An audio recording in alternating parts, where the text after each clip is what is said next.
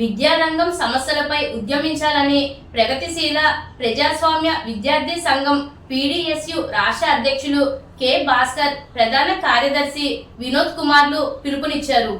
ఈ సమావేశానికి జిల్లా ప్రధాన కార్యదర్శి ఆర్ తిరుపతిరావు అధ్యక్షత వహించగా ముఖ్య వక్తలుగా విచ్చేసిన రాష్ట్ర అధ్యక్ష కార్యదర్శులు భాస్కర్, వినోద్ కుమార్ మాట్లాడుతూ రాష్ట్ర వ్యాప్తంగా విద్యారంగ సమస్యలు దారుణంగా ఉన్నాయని అన్నారు.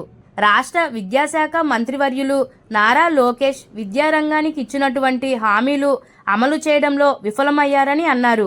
యువగలం పాదయాత్రలో అధికారంలోకి వచ్చిన వెంటనే పీజీ విద్యార్థులకు రియంబర్స్మెంట్ శాపంగా మారిన జీవో నెంబర్ 77 రద్దు చేస్తామని చెప్పి ఇచ్చిన హామీ మర్చిపోయారని ఆవేదన వ్యక్తం చేశారు.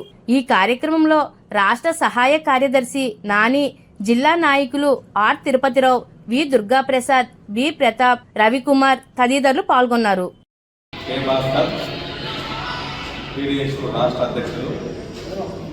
ఈరోజు ప్రగతిశీల ప్రజాస్వామ్య విద్యార్థి సంఘం పీడీఎస్ ఉమ్మడి తూర్పుగోదావరి జిల్లా కార్యవర్గ సమావేశం నిర్వహించడం జరుగుతూ ఉంది. ముఖ్యంగా కేంద్ర రాష్ట్ర ప్రభుత్వాలు అవలంబిస్తున్నటువంటి విద్యా వ్యతిరేక విధానాలపై చర్చించి భవిష్యత్తు కార్యాచరణ రూపొందించడం జరుగుతూ ఉంది.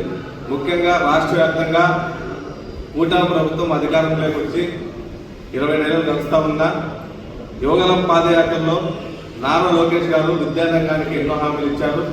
ఆ ఇచ్చినటువంటి హామీలు అమలు చేయలేనటువంటి పరిస్థితిలో ఈ రాష్ట్రంలో ఉంది. ముఖ్యంగా విద్యాశాఖ మంత్రి ప్రభుత్వ విద్యను గాలికి వదిలేసి ఈరోజు కార్పొరేట్ విద్యా సంస్థలుగా అద్భుతంగా మారుతున్నటువంటి పరిస్థితి మన రాష్ట్రంలో కనపడతా ఉంది.